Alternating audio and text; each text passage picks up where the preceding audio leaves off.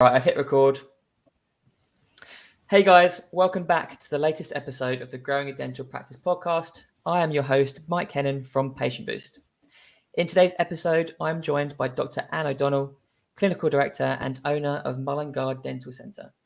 Mullingar Dental comprises two practices located in Mullingar in the Midlands, Ireland. Welcome to the show, Anne. Thanks for joining me today. How are you? I am really good, Mike, and thank you so much for having me on the podcast.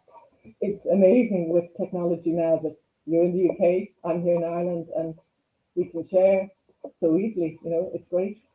Yeah, brilliant. Obviously, dentistry, everywhere in the world, isn't it? And dental practices have their similarities. Yeah. So I'm not sure absolutely. where your listenership, where obviously people listen from all over to you, do they? Yes. So we've actually got quite a big following in the US now, which is pretty cool. But also kind of the UK, Ireland. I think there's a few people in Canada. But yeah, it's always growing, and obviously the more content we put out, the better it is. But no, it's great to have you on, Anne. Like I said before the podcast, I'm really excited to get you on. I thought I knew where the story was going, but you've just enlightened me on a lot of things I didn't know. So I think this is going to be a fantastic episode. So without further ado, Anne, let's dig in. And what I'd love to do is tell me all about you. What's your background? If you get me up until you started dental school, that'd be fantastic. Right. Okay.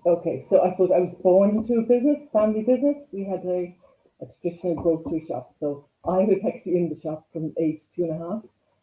I served customers, and so I always loved that interaction. Loved business. And then in school I was good at science. So obviously I was leaning towards something in that field. My uncle was a dentist, went to work with him, and decided, this is what I want to do. So I went to do dentistry in UCC in Cork.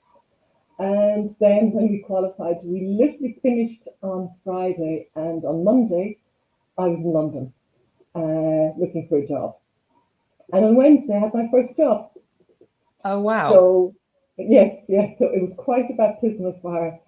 And even though it was only an hour's plane journey, it was quite a different culture. England was quite different.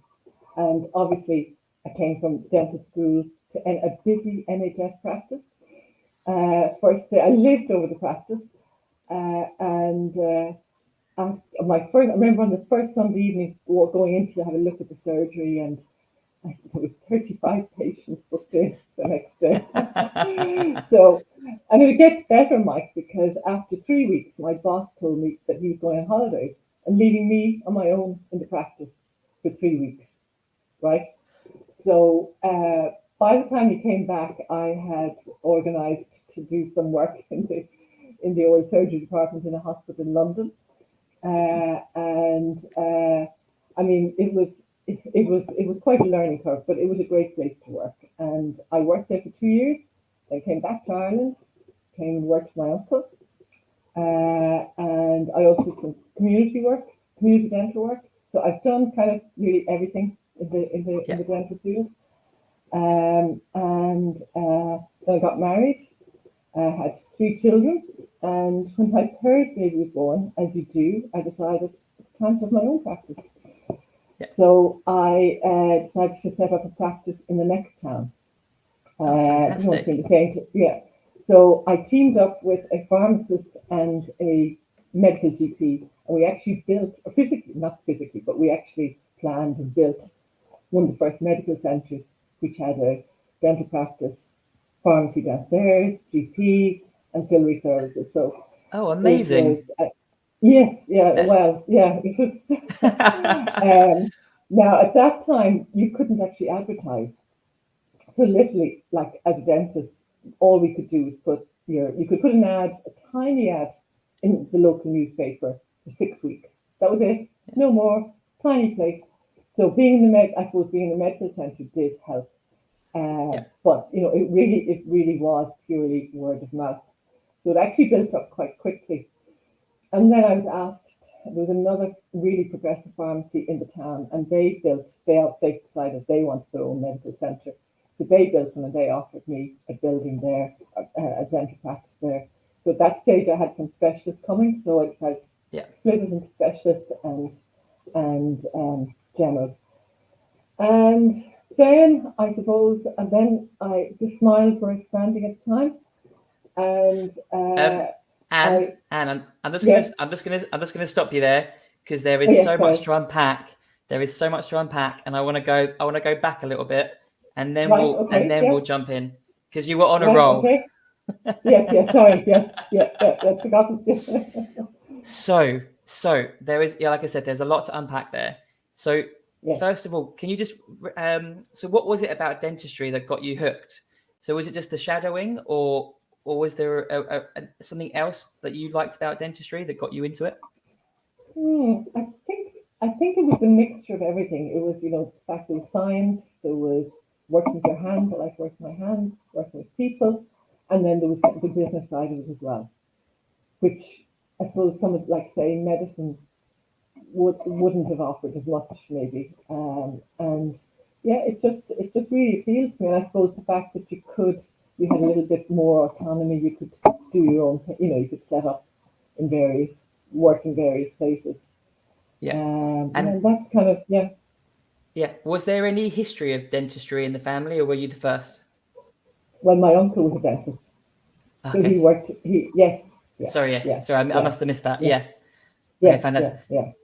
Perfect. So was he quite excited to have a niece follow him in the profession? Yes, yeah. So he was I actually worked with him. He was a great mentor, and he just, he was he was ahead of his time. He had an orthodontist. He was doing fixed braces when very few general dentists were doing that, and he was always doing courses, and he was enthusiastic. So it was good. He was really good to work with. No, fantastic. And then also, so you and then just to recap, you graduated or finished dental school on the Friday.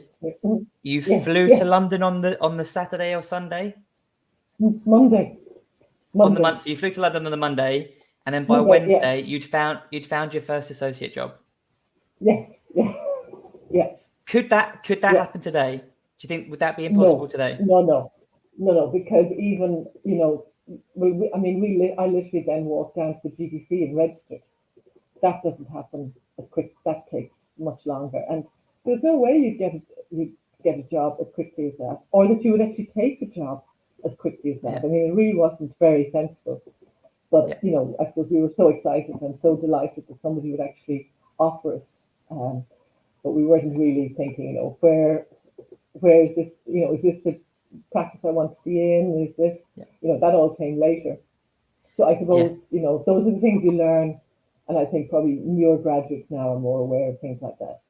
Yeah, fantastic. So get a job, start paying the bills, and then figure it out from there. Yes, yeah, exactly. Yeah, make mistakes. Yeah. So that's why I'm on this podcast. So maybe somebody will learn and maybe pick up a little tip and say, yeah, I'm not going to do that. Or pay it backwards? Is it what it's called? Like to sort of help the people coming through? Yeah. Yes. Yeah. Because you forget. You forget until you go to tell your story that what you have done. And that maybe it could be of benefit to somebody. Yeah, absolutely. And you've got honestly, it's already been it's a really good story so far. So, what did you learn as an associate during those first few years? Right. Well, I suppose one of the things that I learned was to actually really work with my technician. I had a really good technician in that first practice for Crown and Bridge, and he kind of took me by the hand and he showed me, how to do work, how to do it from his end, what he needed from his end. But a lot of people, well, it's changing now anyway with digital work, but a lot of people never even speak to their technician and blame them and say, oh, the technician didn't do it right, or whatever, and don't take any responsibility themselves. But you can actually learn a huge amount. They're actually our partners. So you've got, and if you can forge that relationship, that's really good. Yeah, absolutely. And I'll have to share the details with you, but I think last week or the week before, I did an episode with a dental lab owner in the States, and he was fantastic, like really good. And I think it's sort of touching on what you've said, like you should build a partnership with the dental lab with the technician. Like they are, yes, you're the dentist, but without their work and their support, you can't do a lot of what you do. No. So Yeah, and they also, it obviously, if they get good feedback, because they sometimes don't see the patient. Now, I mean, I've worked with technicians where they've come in and they come into the surgery and they can actually see their work done. But if they don't have that interaction, it can be hard for them because they don't know, is their work good? Was the patient happy? So I think, it works both ways. You get better work, and you get better work back from them as well. Yeah, absolutely. And it'd be great for them and satisfying for them to hear the stories of the patients lighting up when their work is presented. Yes. So it gives them, as I say, it's an added interest for them. So yeah, that was definitely one of the things that I learned. And the need to have, professional mentors, that oral surgeon who helped me in the London hospital. He just literally took me by the hand and guided me. So, to get mentors, to get people like that will actually help you. To experience as many practices, even if you're not actually working in them, but to go and visit them and have a look and see, what do you like? What would you like? What would you like to put into your own practice? And I think that sometimes too, associates, sometimes they become negative about the practice they're in and they think, oh, I just want my own place.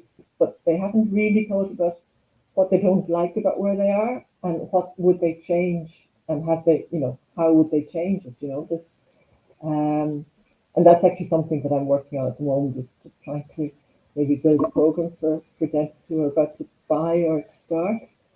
And to help them on that journey. I think it's quite a need. There's a need for that. Absolutely, and we should talk about that after the podcast. Right. Okay. So no, I love that. So during those first few years as the associate, do you think your focus was very much on developing your clinical skills and less focus on the business side? Yes. Yeah. Well, and I suppose in all honesty, when you're an associate, you don't really have to be that aware of the business side. It isn't really your concern as long as you're doing a reasonable amount of work. So yeah, definitely the clinical skills, and that is the hard part to start, because there's a lot of skills to learn. It's not easy, and obviously you've got to get things right, because people are coming in. You don't want people coming back with issues, and so yeah, you've got to learn quickly on your feet. Yeah. Yeah, fantastic. Yeah. So you were in London for a few more years, and then you flew. Then you went back to Ireland, and then how long were you an associate in Ireland? So about 5 years. Okay. Yeah. Perfect. Yes. So, and again, that was kind of different as well, because it was mainly, well, obviously, there weren't many young female dentists either at that stage, and it's a small rural town. We didn't have NHS as much, and I suppose it would definitely be more a place where people were used to seeing the principal. Associates weren't as common, at that stage. So that was a change as well to come back. Oh, fantastic! And was it sort of private, or was it the sort of government funded? It was private, and there was also a scheme for insured workers. So they got, they had a subsidised exam, they had subsidised cleaning, and they had subsidised fillings. So it was kind of like co-pay in the US. So it was better than NHS. Okay. But perfect. Yeah. Excellent. And so you did that for 5 more years, and then it sounds like the start of a joke. A dentist, a pharmacist, and a medical GP walk into a bar. Yes, yes, and decide to open a practice, but not in the bar. Yeah. Was there a bar? There was a bar across the road. Oh, fantastic! Yeah. So how did that happen? Because I was fully expecting you to just say, I started my first practice because I wanted to do dentistry my way, and I wanted to be my own boss. But how did that come about? How did the three of you meet? Yeah. Well, the pharmacist was a family friend, so I was looking for a premises, and I met him. I rang him, and he said, "Oh, you're not looking. You're looking for someplace. I'm." And that's what that started. He said, "And there's a GP has just started in town, and he's looking for somewhere." So then we went looking. So we're like, why don't we just? Why don't we just go? Why don't we build? And so we bought an old building, knocked it down, and built it. 18 months later. Fantastic. That's amazing. So so was it a business where you, like, the three of you owned it equally, or did you just own the building together and have three separate businesses within there? We owned the building was, well, a lot of it was owned by the doctor, but I had the dental part, the pharmacist had his part, and then we all had our own separate businesses. In fact, the solicitor who did the kind of the legal end of it, he was very adamant in the beginning. He said, "All have your own front doors. It makes it much easior." Yeah, and he was right. Yeah. Okay, fantastic. So it wasn't a case of like it was a single business that offered GP pharmacy, and it was more of it makes sense to be in the same place. Yes. Yeah. Exactly. Yeah. Yeah. Fantastic. And well, our say our dental practice was linked to the medical practice, but you could separate them. You use a door between or whatever, but it was effectively one building. Yeah, fantastic. And I guess that's a great kind of like power referral unit where the three of you could kind of like just, especially in a time where there was no advertising. That must have been fantastic. That was huge actually, Mike, at the time. Yeah. As I say, probably not now as much with internet marketing, but not, when the fact that there were actually people coming to the doctors and people coming to the pharmacy. So we got, people saw us, and that was really helped us grow very quickly. Really helped there. Yeah, that's fantastic. Yeah. And then am I right in thinking that you could only have like a small gold plaque on your door? Was that those? Yeah. And it was a certain size. Yeah. Crazy, isn't it? I can't imagine that. Yeah. Yeah, it was like find us if you can, almost. Yeah, like almost like an exclusive. Like that would be quite trendy now if you're an exclusive like club. Like you can't see us unless you really look. Look, yes, yeah. And I think, there was a certain amount to it. It was a professional service, but if people don't see you, they forget about you. So if you're at work all day, if you've no connection with your patients, the only time when you would go out, people would actually, you would be reminded, "Oh my goodness, yeah, I must go to the dentist." You reminded me, because other than that, they just didn't think about the dentist. They didn't see them. They didn't. It wasn't a feature of their daily lives. Kind of, they didn't notice the practice. So it was strange times. Fantastic. And so you were the three of you were in this building together. How big did that practice get? Like, how many dentists did you end up having? Well, they weren't all full time, but I had, I suppose, probably 4 dentists and a hygienist, and then and some were specialists, so they'd come down for a day, had a periodont, started doing implants, back in 2002.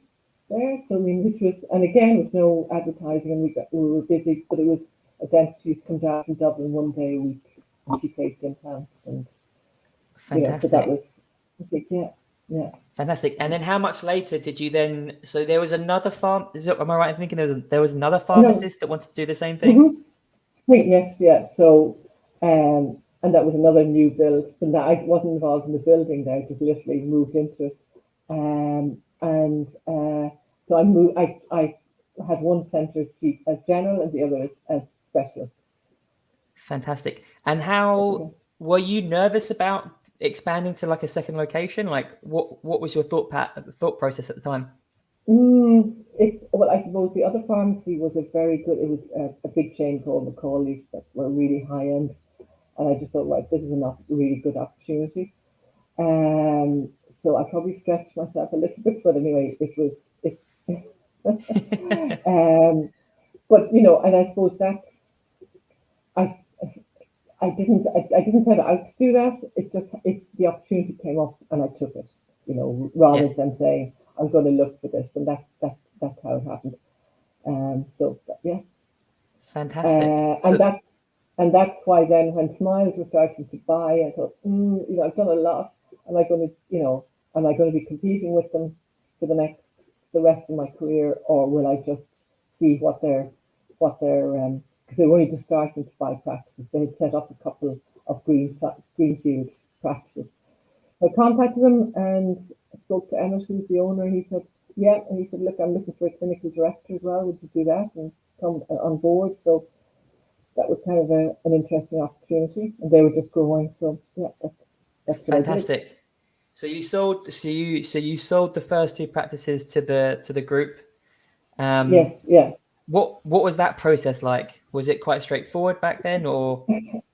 It was quite straightforward, and it was, in one sense, it was great. One day I was the owner, the next day I was, an associate.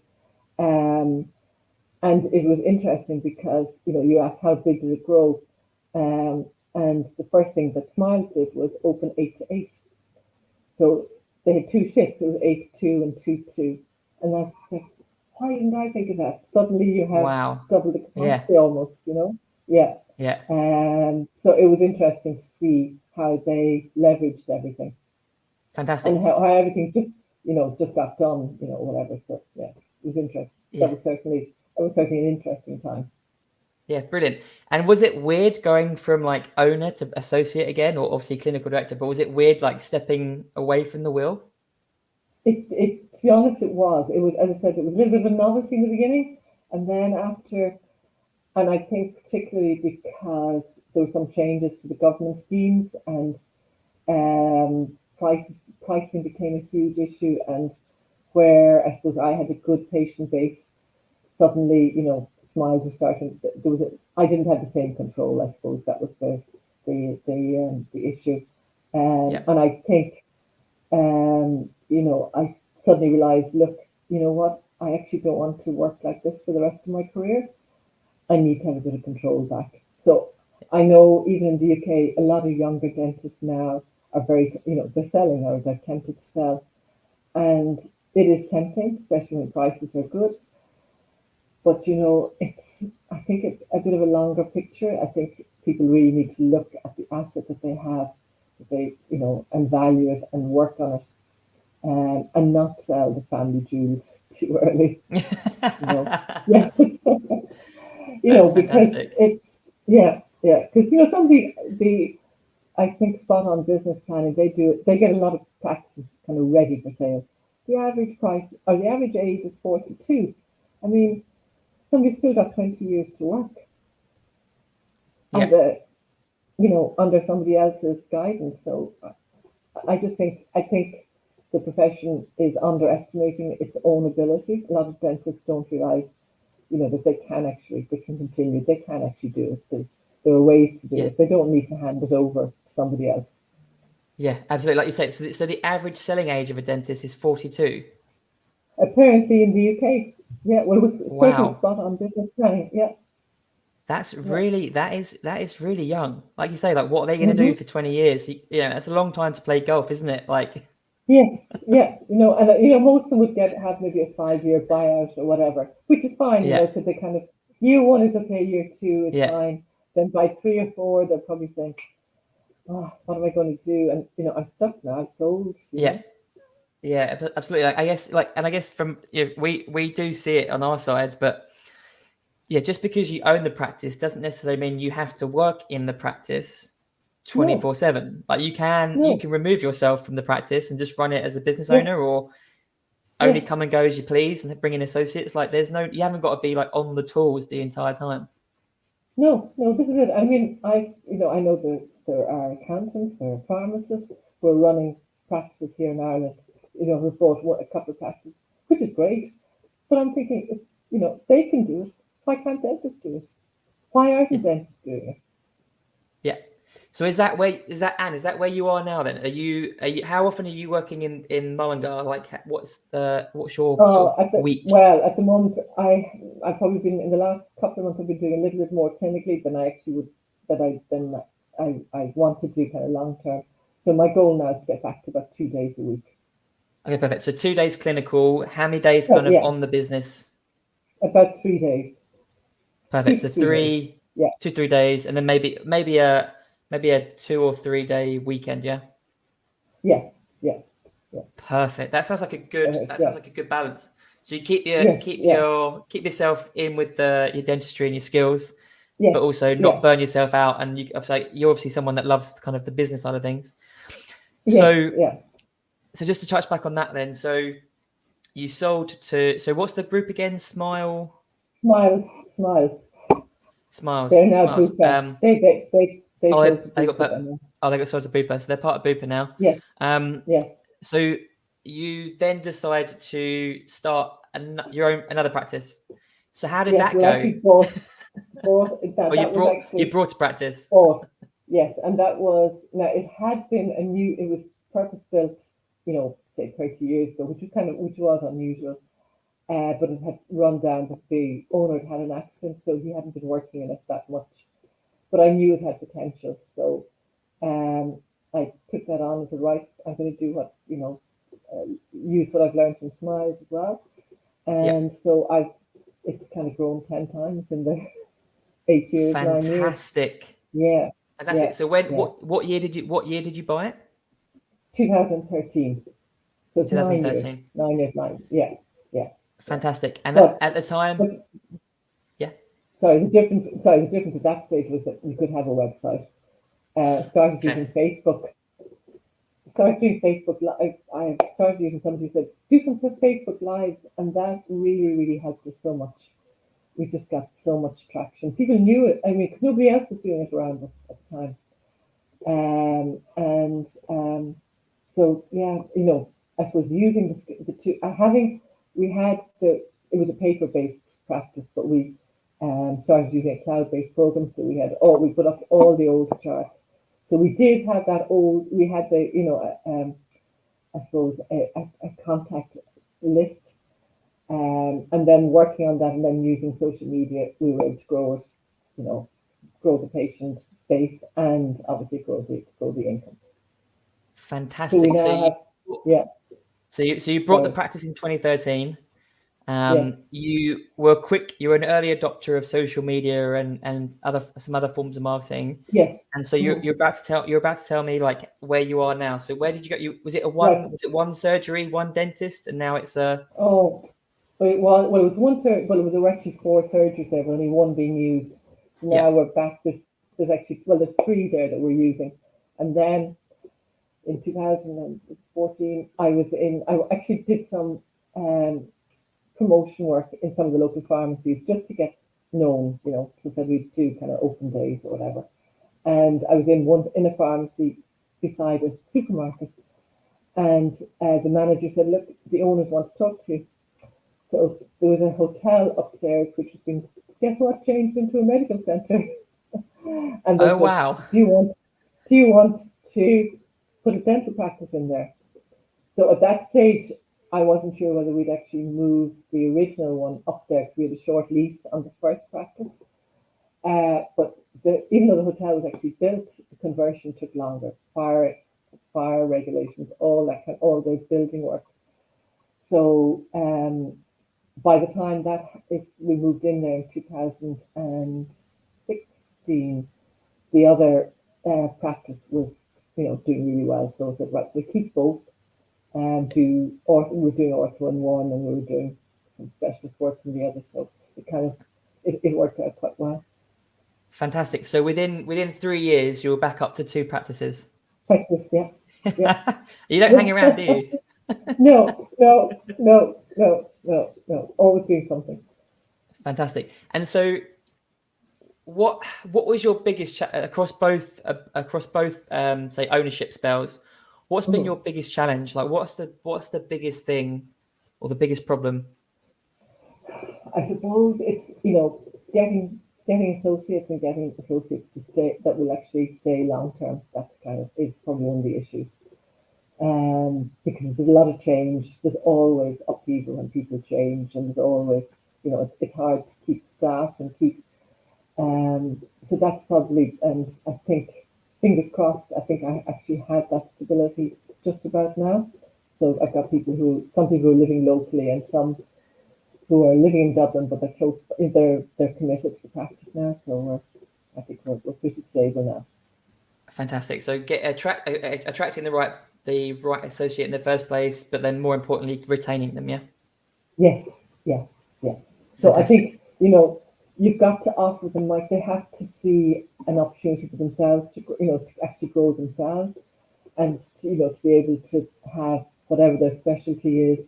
Like, one of my associates came to, he's with me about 6.5 years, but he wanted to do a master's in endo. So he actually did that. He started that, and he's finished that, and we've now he's building up a referral centre for himself. Fantastic. So it's worked really well. So I've encouraged him all along the way as well. Brilliant. And now I have an oral surgeon, and we're starting implant training next year. So we've got a dentist from the UK who's really, really experienced. So he's going to come over and mentor a number of local dentists as well. Brilliant. So it's really good activity. Yes. Yeah, very exciting. That's awesome. Yes. So what do you wish you'd known before becoming a practice owner? Like, what do you wish they taught you at dental school? Oh, there's so many things, Mike. Lots of it is kind of maybe even the soft skills, which is, even your own, self-awareness. What do you want? Because again, you start a practice. Some people, you could be happy just to have a single-handed practice. And a lot of people, think, oh, I just start a practice, and they haven't decided what they want. Do they want colleagues? Do they want to do all the procedures themselves? Do they want to have somebody who can do X, Y, or Z? If they bring in an associate, are they willing to share the work with them? So I think, if I'd had, I suppose, more thought about myself, and then as well, myself as a leader, what would I want from an associate, and what would have that criteria laid down? What were expectations from staff? And just processes within the practice, because the better your processes, the happier the team, and then people will stay with you. But if the place is chaotic and people are, you just won't keep a team together. So it's it's being able to give and take, and obviously people skills with patients and knowing how to have a rapport, and how to work with people. Fantastic. I love that. That's some great points there, Anne. So if you had to do it again, so Mullingar, you've sold Mullingar, you've gone back to being clinical director for a corporate, you've got the itch again, and you want to start all over again. Do you buy a practice, or do you start one from scratch? I think, Mike, with I would be slow to buy a very expensive practice. I think, where there's a lot of value on goodwill, because I think you don't know how dependent that is on the dentist. People get hung up on what the previous dentist has earned. There's no that doesn't give any indication that you can really earn that amount. Or you don't know how loyal those people. There's certain people who will move anyway, regardless of how good you are, when the other dentist leaves. And so I think, paying a lot thinking that you're actually going to hold all that is probably a little bit risky. And with social media, there's so many ways now that you can actually attract in patients that, I know a new startup is difficult in that you have no base. If you've got a quiet day, you can't say, well, look, let's go back and look at the people who haven't been in for 2 years, and let's send out texts, which, when you've got a patient base, you can do that, and suddenly you've got the next day filled. But when you're a complete startup, that is difficult. Yeah. So I think I'd probably look for, a practice with, grow that hasn't been maximized, and that has potential for growth, but without paying, huge amount for it. Fantastic. So Or, you would say, sorry, or if you're prepared to sit it out a little bit, and I think if you're going to do that, you have to put your whole heart into it. People think, well, I'll do 3 days and I'll do 2 days somewhere else. I think you've got to commit fully to it, but you have to be prepared that you might have 5 days that are not really fully busy, maybe for 6 months. yeah, absolutely. So you would take the security of a kind of a ready-made patient list over the freedom to do whatever you wanted, kind of with the startup. To be honest, it would depend. I would be actually open to both. I don't think there's, honestly, and I think you have to look at both, because if there are pluses and minuses to both. And as I say, that new startup isn't as difficult now as it used to be, because you can do so much on the internet, and people don't necessarily know that you're only there a year, or are you there 10 years? People don't know. Once they're happy and once you start getting Google reviews, it's the practice could have been there 20 years. You might only be there a year. Yeah, fantastic. So that is definitely something that you should add into your soon to be launched course. Yes, exactly. The pros and cons of a startup versus a established practice. No, that's awesome. Yeah. And so what I'd love to ask you next, Anne, is like, what's next? What's next for you? What's next for Mullingar? Like, are there more practices in the future, or are you happy at 2? We might add one more, maybe. Just one more. Yes, just one more. And we definitely, the training, the on-site training and mentoring in implants, probably root canal, and in periodontal therapy. I think we'll add those as well in the next, and make it a centre make it a place that dentists know they can come to learn. Fantastic. So there's no slowing down just yet. Not yet, Mike. No. Onwards and upwards. Love that. That's fantastic. Yeah, it's actually a great time to be in dentistry. There's a lot happening, and it's an exciting time. Yeah, no, that's awesome. No, this has been fantastic. So Anne, obviously this particular podcast is all about helping kind of the next generation of practice owners, or someone who or someone who's been thinking about it for a while. So anyone who's aspiring to be a practice owner, or someone who's just become a practice owner and they're thinking, right, what do I do next? Hopefully they're not thinking that because they've listened to this podcast and they've learned what they do next, or they have someone that can help them. They're not just like getting the keys and thinking, what do I do day one? Anyway, what would be your number one piece of advice to anyone thinking about buying or selling, or buying or starting a practice? Get a plan, get a mentor, and get a plan that's going to see you through until your retirement.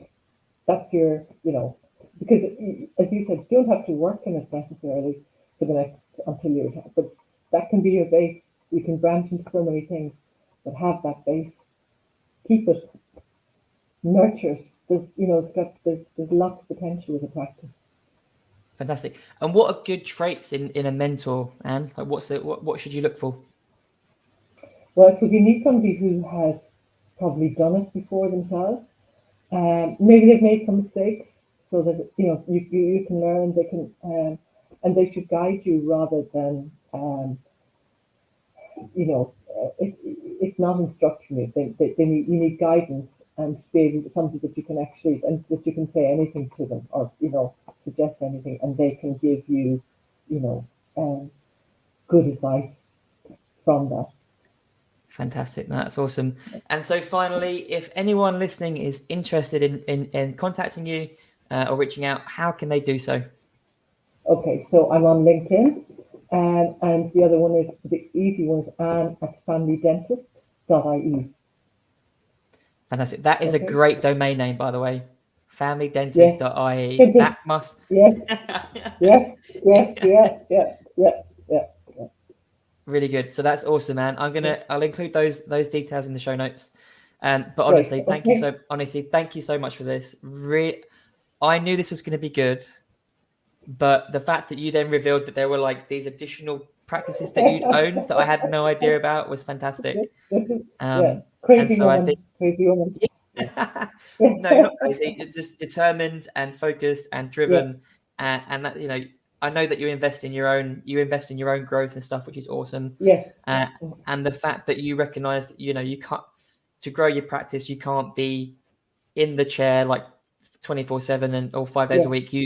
You recognise that you need time in the chair, and, you know, time developing the business is fantastic. And, you know, honestly, you know, I fully expect there to be more than just one additional practice in your future. I think there'll be a few. Right. Well, hopefully, watch this space, Mike. Watch this space. Fantastic. Well, Anne, Yeah, again, thank yeah. you so much again. And I look forward to speaking to you very soon. Okay. Thank you, Mike. Okay. Brilliant. Bye. Thanks, Anne.